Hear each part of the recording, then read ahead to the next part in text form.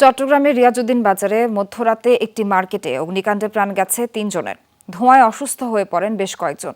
Fire সার্ভিসের ৮টি ইউনিটের ২.৫ ঘণ্টার চেষ্টায় নিয়ন্ত্রণে আসে আগুন। প্রাথমিকভাবে ধারণা করা হচ্ছে বৈদ্যুতিক শর্ট সার্কিট থেকে আগুনের সূত্রপাত হয়।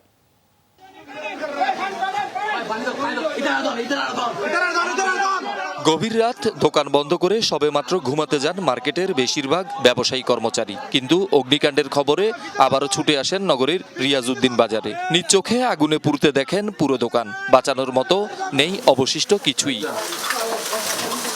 বৃহস্পতিবার রাত ১:৩০টায় হঠাৎই আগুন লাগে রিজওয়ান কমপ্লেক্স মার্কেটের দোতলায়। ব্রাদার্স টেলিকম নামের বন্ধ দোকান থেকে ধোঁয়া বের হতে দেখেন দারোয়ান। দ্রুত আগুন ছড়িয়ে পড়ে আশপাশের কয়েকটি মোবাইল অ্যাক্সেসরিজের দোকানে।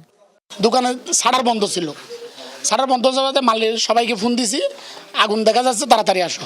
ফায়ার সার্ভিস ফোন দিছি, ফায়ার সার্ভিস আইছে। আমি এখানে আসিনি, সেটি ওই ফোরা বাজ যেতে আছে লবার এখন খেলি লবার বাস শুনি যান দিন যাই রে ওখানে যাই দিয়ে বড় দোকানে উঠে দিচ্ছি। টুস আওয়াজ দিতেছে, ব্যাটারি ফুটতেছে।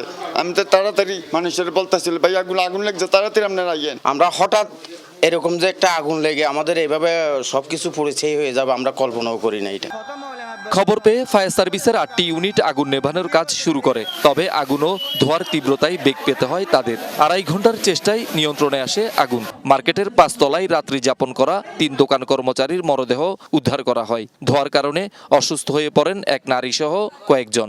বের হয়েছে তো বলছি, আধা ঘন্টা কথা বলছি, বাথরুমে ঢুকে বসে আছে কি আবার আগুন লাগছে, ওর মতন বাইরে হইতে পারে নাই, শুনছিল।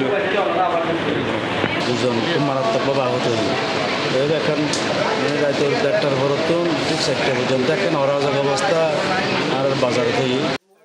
ফায়ার সার্ভিস জানায় মার্কেটে বাতাস চলাচলের সুযোগ একেবারেই সীমিত থাকায় আগুন নেভাতে সময় বেশি লাগে। ধোয়ার জন্য এখন ঢুকতে পারে না, কারণ বাইরে হওয়ার কোনো রাস্তা নেই।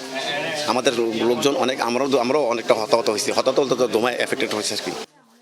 অগ্নি নিরাপত্তা ব্যবস্থার ঘাটতির কথা স্বীকার করেছেন ব্যবসায়ী নেতারাও। জানিয়েছেন পদক্ষেপ নেয়ার কথা। চলছে ক্ষয়ক্ষতি নিরূপণের কাজ। বাতাস চলার মতো কোনো রাস্তাই ছিল না। যে মার্কেটটা দুটোটা লাগানো থাকাতে একটা মার্কেটের একটা যে স্পেস থাকার ওটা স্পেসটা ছিল না। প্রাথমিকভাবে বৈদ্যুতিক শর্ট সার্কিট থেকে আগুনের সূত্রপাত বলে ধারণা ফায়ার সার্ভিসের।